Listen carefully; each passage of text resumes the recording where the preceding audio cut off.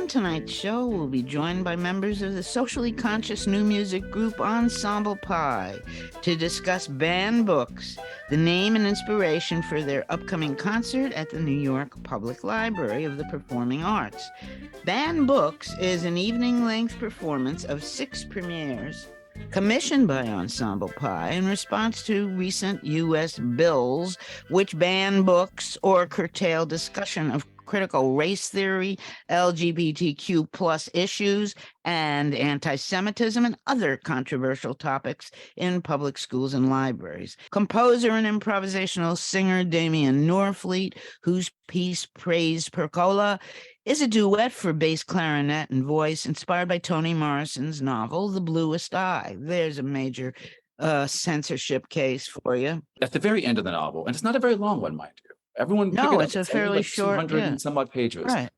And after you see this tragic story of all these things that happened to this young girl, who's the protagonist of the novel, the main narrator of the novel says something very succinctly, very quickly. You might almost miss it. It's like one of the last paragraphs of the book.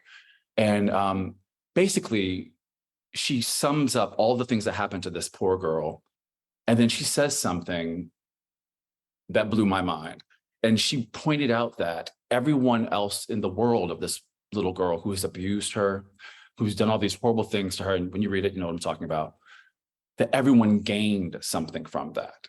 By them tormenting her about being ugly, they made themselves beautiful. By them calling her ignorant, they made themselves smarter. And there was something about that just shed a different kind of light on all the things that's happening now in our society. And is that what we're doing? You know, is that what's happening? And it became this incredibly beautiful, hopeful moment that I needed. I don't know how you are all handling life right now, but it was very, very difficult for me. And I found myself veering from this original pathway for this composition of being one of showing all the ills of the world to it being this moment where I needed to point out that there is still a way of seeing hope. I know this sounds crazy. It has nothing to do with The Bluest Eye, but it actually renewed my hope in like not completely abandoning humanity. You know what I mean? It really made me focus a little less on the villains and a little more on our heroes who are doing the most to keep us together. Yeah. And I think that's kind of what we're doing in our concert too, in our own little way. It's about championing the things that are being trampled right now, because that's the point of book banning, isn't it? It's when I read about book banning, the primary thing I've always hear about people who are supporting it, right, is the fear of their children being corrupted or turned into something that they as aren't, opposed to being shot by AK-47s in school. Yeah. There's all of that. But the thing that's so funny to me is I am an adult gay man, and I can tell you firsthand, I didn't become gay because I saw it somewhere or read it somewhere. Right. Like we don't become gay anymore than we become straight, right? I mean, this is like common sense. But it's so why are we really doing it? And what is the real ill that comes from it? I think the real thing that comes from book banning is that it robs children of just being comfortable with their identity. And that's the thing. You're not protecting children from becoming something. You're attacking existing children from being able to just exist and understand that they're beautiful and that they're normal.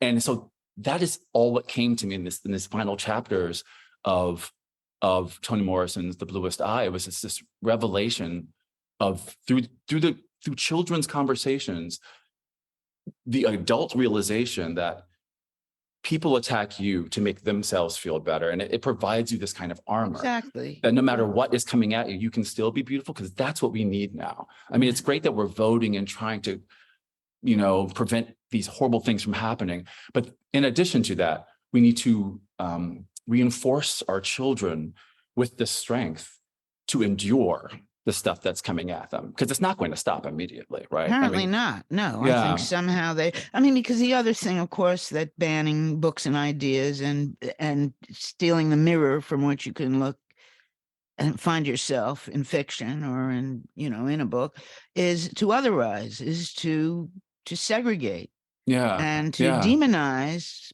various parts of the population that are different. Yeah. that are not purebred white, whatever their recipe is for being an American. Yeah. So I really wanted to take this opportunity just to put out some kind of encouraging message, and just because we have to rest and be healthy in order to fight this fight. And I think sometimes we get lost in the political jargon and we forget that it's really about something as simple as identity and being able to be yourself. Right. And so when my fictional mind took over after all of this, I wanted to kind of give that to Piccola, who unfortunately did not have a happy ending.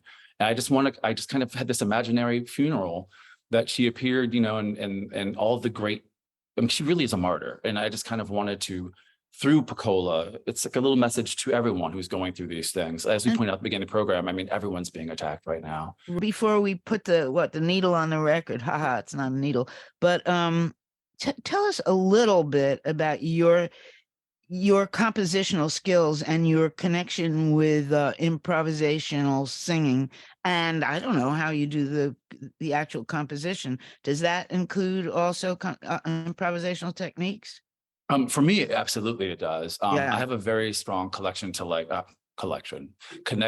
voice and words. I'm infatuated, which is why this program was really fun. Okay, perfect for you. But for me, I start usually at a place of just kind of absorbing and imagining. And then I'm very verbal, and I'll say thoughts that come to mind. And that's where improvisation is always a part of my practice. Like I literally just I'm there, and just whatever comes out. And sometimes it's sentences, sometimes it's thoughts, sometimes it's melodies. And then those things kind of get transformed into other voices. I mean, for this particular piece, it was a duet between two different voices I had going in my mind. And it literally became, in a way, a transcription of what I was saying and doing became directly to the bass clarinet part. And then mine obviously is me. And this is, I'm making this as succinct as possible, but yeah, there is a lot of that. It undergoes a lot of transformation. I mean, the piece transformed up into the due date. I sent it to Edith, and but yeah, I'm very connected to words, including just sibilant sounds and vowel sounds, and even the sound of clearing your throat has meaning sometimes, all those things. And just in my experiences and where it connects to me viscerally from my voice, that takes shape in these other kinds of sounds and instruments. So, well, that should add another note or flavor to this evening. Although words are the subject of what we're talking about, but it's unique to find someone who improvises the words. So let's hear your piece, which is called "O Percola." Praise Piccola. Praise Piccola. Sorry, the difference. Not the most common name in the world. Okay, then here it is. Praise Piccola. All of us who knew you, we did not talk to you. We gave you directions. All of us who knew you, we did not see you, because for us, there was nothing to see. And with our fingernails, all of us who knew you pushed our shame into you.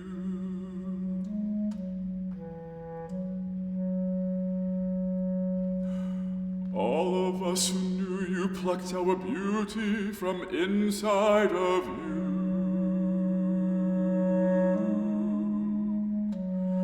We hope, we pray that you. We hope that you. We pray that you.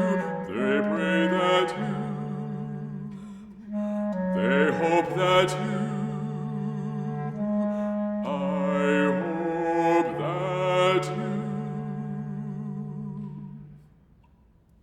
You with eyes of blue, we hope you love yourself. You with eyes of blue, we hope you love yourself. You with eyes of blue, we hope you love yourself too. 'Cause we believe that we're beautiful. We believe that we're worthy. We believe that we're truly blessed. We believe that we're highly favored. We believe that we're passionate. We believe that we're eloquent. We are worthy. We are worthy. We are worthy. We love ourselves. We hope that you, we pray that you, they pray that you, they hope that you, I hope that. You with eyes eyes of blue, we hope you love yourself. You with eyes of blue, we hope you love yourself. You with eyes of blue, we hope you love yourself too.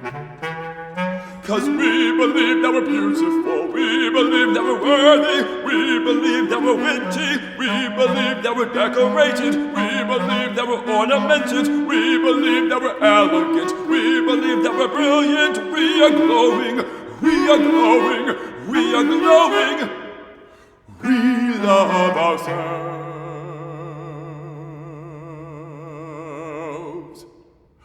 We hope and we pray that you with eyes of blue, we hope you love yourself. You with eyes of blue, we hope you love yourself. You with eyes of blue, we hope you love yourself too. He believes that he's beautiful. She believes that she's beautiful.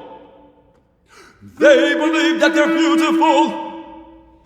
We are glowing, we are glowing, we are glowing, we are glowing, we are glowing, we are glowing, we are glowing. You with eyes of blue, we hope you love yourself. You with eyes of blue, we hope you love yourself. You with eyes of blue, we hope you love yourself. You with eyes of blue, we hope you love yourself. You with eyes of blue, we hope you love yourself. You with eyes of blue, we hope you love yourself too. You with eyes of blue, we hope you love yourself too. Wonderful. What's so interesting about it is you realize that it's the reader who's talking here. It's the recipient of the words and of the banned book that's being denied by not being able to learn all this from. Yeah. And as from you. Mm-hmm. Yeah. And as you may have noticed from like the lyrics, how they change at the end, it's not just this like nice pillowy message for Pecola. It's also a direct message to white supremacists. I mean, blue eyes, I said on purpose. I mean, like, right. It's a message of like, look, y'all are doing what you're doing. We're going to be okay. Like, y'all are doing this because you don't feel good about yourselves. We are going to be fine. So there's also that element to it too, but you can, hopefully all of that can come from it. People can take away from it what they will, but don't feel good about themselves. I mean, how terrible they must be. I don't know, right? I don't know what to tell them. I feel sorry for them almost. Not really. Let me ask you, why the bass clarinet? What did that instrument speak to that you paired your voice with it? It was actually a very specific reason. When I was first starting the process and the way I was singing at first, it was really literally making me kind of like choked up in this kind of place. And I immediately went to the same, there's in a certain register of the clarinet, it's called the throat tone register. It has a very unique sound. Yeah. And that was the sound I wanted. And luckily, our brilliant clarinetist, who normally plays the E flat octave higher, obviously my voice is down here. Yeah. So I was like, you think you can play this clarinet that's an octave lower, just so it's in the same range as mine with the same tone quality right there? And that's where it kind of grew from. And I also have a very personal relationship with Moran, our clarinetist. And again, this double entendre of white supremacy here and white supremacy that was happening in Nazi Germany. And it all had a very direct connection as to why I chose Moran and the bass clarinet for that very personal reason. Moran is the clarinetist. One of the most amazing clarinetists you will ever hear of. And everybody is shaking their heads, agreeing with that. Yeah. And he's from Germany, you say? She lives here. Okay. She's brilliant. I can't say it enough. Like, she's brilliant. Yeah. Well, it's a wonderful pairing. Did you know that, of course, Edith? Had you ever heard the two of them work together, or no? It was absolutely choice. Damian's choice, and I think he took his time debating which instrument he will go with, and then I think he was a perfect choice.